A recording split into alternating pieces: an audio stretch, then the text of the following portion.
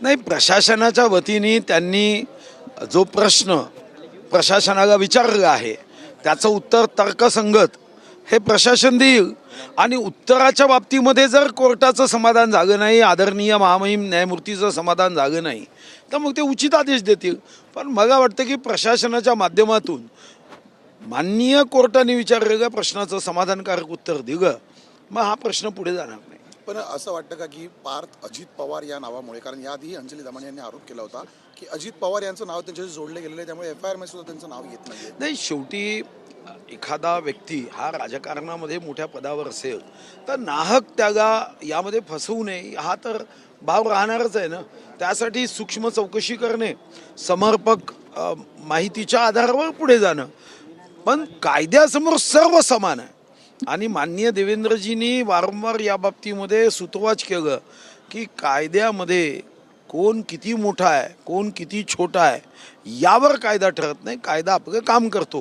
हे राज्याच्या प्रमुखांनी या जनतेला जर विश्वास दिला असेल तर राज्याच्या प्रमुखावर तर विश्वास ठेवावाच लागेल. दमाने यांनी आणखी एक महत्त्वाचा आरोप केला होता की अजित पवार यांचं नाव त्यांच्या जोडल्यामुळे समिती त्यांच्यासाठी जी चौकशीसाठी नेमली तिला 1 महिन्याची मुदतवाढ देण्यात येते.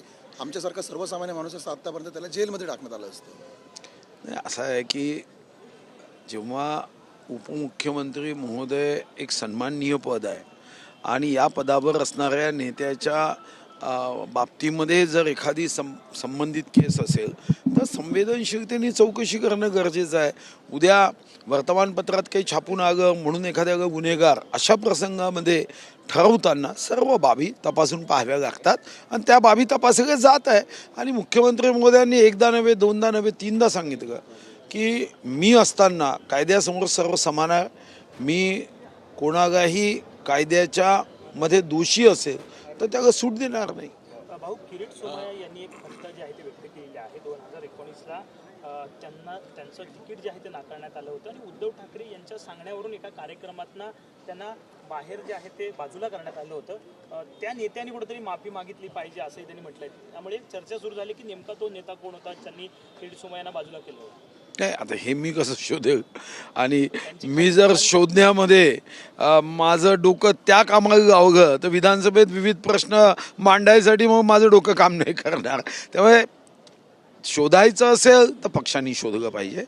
एक गोष्ट जी माननीय गडकरी साहेबांनी सुद्धा जाहीरपणे सांगितली आणि ही हजारो कार्यकर्त्यांच्या मनातला भावना आहेच की भारतीय जनता पार्टीचा विस्तार करताना, भारतीय जनता पार्टीला मोठं करण्यासाठी ज्यांनी सत्ता दूर दूरपर्यंत येणार नाही हे माहीत असूनही हा जो झेंडा हाती घेतला, तेरा वैभव अमर रहे मा हमदिन चार रहना रहे, मैं रहू या ना रहू, भारत ये रहना चाहिए, भावनेने काम केलं. त्यांच्यावर जेव्हा अशा पद्धतीने अन्याय होतोय, हा भाव निर्माण होतो, तेव्हा मात्र ही गोष्ट चिंतेची आहे. झाड वाढताना बुडाकडे लक्ष द्यावंच लागतं. जर बुडाकडे लक्ष दिलं नाही तर नुकसान होतं. तुम्हालाही माहीत आहे की हायब्रिड ज्वारीचं पीक खूप येतं पण त्याच्यामध्ये असणारी पौष्टिकता कमी असते. आणि हायब्रिड ज्वारीचा जे आपण गावतो तेव्हा तुम्ही पाहिलं त्याचं कणीस असं आकाशाकडे पाहते, ते झुकत नाही. पण गावठी ज्वारीचं गाव ते असं जमिनीकडे झुकून राहतं, ते आपल्या बुडाकडे पाहत राहतं की कसं आहे. आणि म्हणून पार्टीमध्ये अशा पद्धतीने पार्टी वाढवण्यासाठी जरी हायब्रिड पीक घेतलं तरी कधी कधी मग त्याचं नुकसान व्हायची शक्यता नाकारता येत नाही. हा भाव कदाचित त्यांचा असावा. भाऊ, एक शेवटचा प्रश्न. एकूणच वाघ असेल किंवा बिबट्या असेल, बिबट्यांच्या संदर्भात प्रश्न हा एकूणच पश्चिम महाराष्ट्रापासून ते विदर्भापर्यंत सध्याला निर्माण झालेला दिसतो आहे. काय नेमक्या उपाययोजना तुम्हाला वाटत आहेत? एकूणच वनमंत्री असं आहे की AIचा मॅक्झिमम उपयोग केला पाहिजे. ताडोब्यामध्ये मी उपयोग केला होता आणि ताडोब्याच्या उपयोगाच्या बाबतीमध्ये विश्वगौरव युगपुरुष नरेंद्रभाई मोदीजींनी कौतुक केलं. तर आता त्याचा विस्तार केला पाहिजे.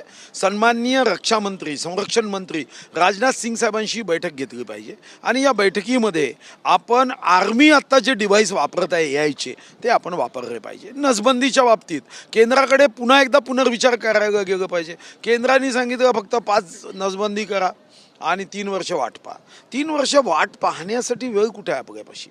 त्यामुळे कमीत कमी 500 बिबट्यांच्या नसबंदी करण्याची अनुमती ही आपल्याला ताकद लावून तर्कासहित पटवून आपल्याला घ्यावी लागेल आणि त्यासाठी कितीही वेळा दिल्लीत जावं लागलं तरी गेलं पाहिजे. तिसरं, PRT प्रायमरी रेस्क्यू टीमचे पैसेच देत नाही तुम्ही, वर्ष झालं.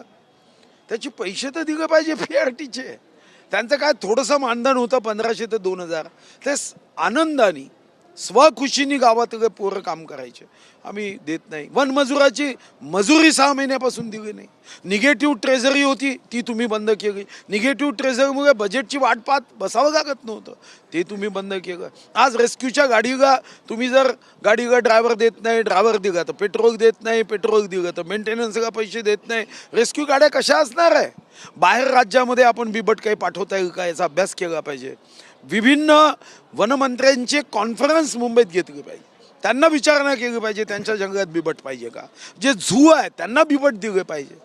आता असं आहे की हे केल्याशिवाय याच्यावर नियंत्रण आणता येत नाही. हे खरं आहे की काही गोष्टी आपल्याही नियंत्रणाच्या बाहेर असतात, पण जे नियंत्रणात आहे त्या गोष्टी करणं, त्यासाठी निधीची उपलब्धता होणं.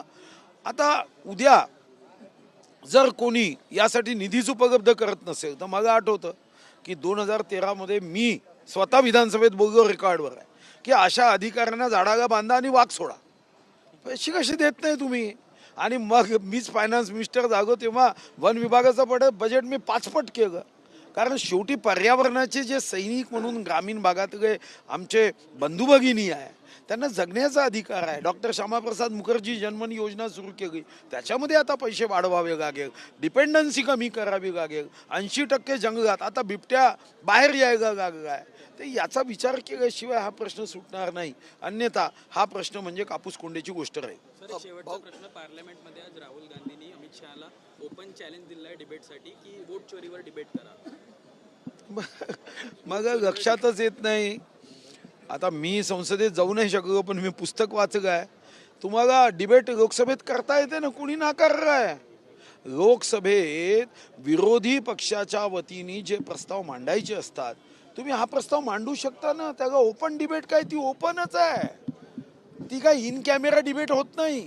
तिथं तर कॅमेरा लागू नये. तुम्ही जे शब्द बोलता तुमची टाचणी जरी पडली तरी ते बाहेरच्या TV चॅनलवरून दिसते. आता हे मला अजून समजलं नाही. आता हे वोट चोरी आहे की मेंदू चोरी आहे याचा विचार केला पाहिजे. मुंबईचा समुद्राचं खारं पाणी जे आहे ते गोड करण्याचा एक प्रकल्प खरं तर मुंबई महापालिकेनं अंमलात आणला होता. मात्र आता तो प्रकल्प कुठेतरी डोईजड ठरत चाललाय.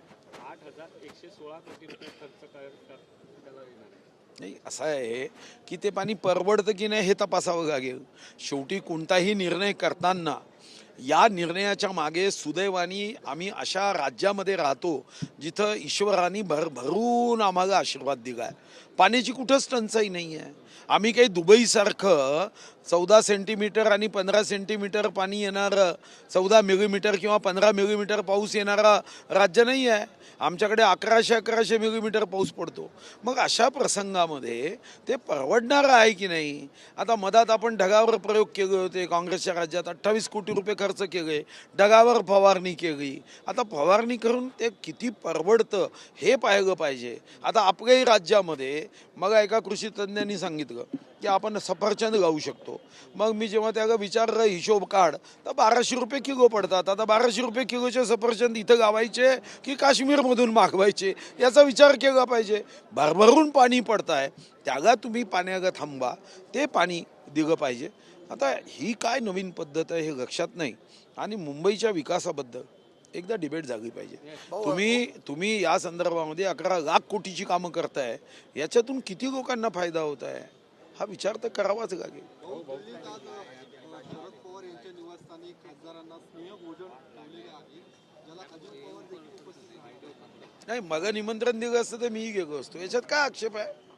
मला असं वाटतं की शरद पवार साहेब एक मोठे नेते महाराष्ट्राचे आहे. त्यांनी सुद्धा महाराष्ट्राच्या विकासामध्ये योगदान दिलं आहे.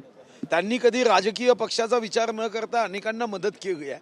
आता त्यांच्या स्नेहभोजनामध्ये त्यांच्याच एका सख्खा पुतण्यानी न जाणे, मला तर वाटतं की राजकारणापेक्षा रक्ताची नाती मजबूत ठेवा. राजकारण हे संवाद आणि राजकारण हे चर्चेचं माध्यम आहे. राजकारण म्हणजे शत्रू आहे हिंदुस्थान पाकिस्तान असं करू नये. हा, पवार साहेबांनी मग निमंत्रण दिलं नाही ना तर मी नक्कीच गेलो असतो. भाऊ एक शेवटचा प्रश्न घेतो. तमिळनाडूतील मदुराई येथील कार्तिकेयन स्वामींचं जे मंदिर आहे त्या प्रांगणामधलं जो दीप प्रज्वलन आहे त्याच्यावरून एक वाद झाला होता आणि कोर्टाने मद्रास कोर्टाने आदेश दिलेले की या ठिकाणी दीप प्रज्वलन करून द्यावं कारण 14व्या शतकापासून हे सुरू आहे.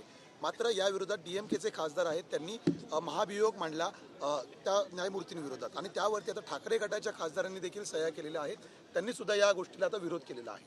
नाही, पहिली गोष्ट कोर्टाच्या निर्णयाच्या विरुद्ध जेव्हा तुम्ही महाभियोग किंवा इम्पिचमेंट मूव्ह करता तेव्हा एक गोष्ट लक्षात घेतली पाहिजे, विषय कोणता आहे.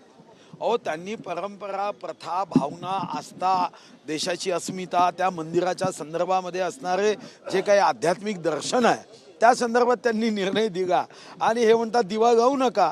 मी तुम्हाला विश्वासाने सांगतो की यांचा दिवा या निवडणुकीत तामिळनाडूमध्ये बुजणार म्हणजे बुजणार आणि द्रमुक सत्तेच्या बाहेर जाईल.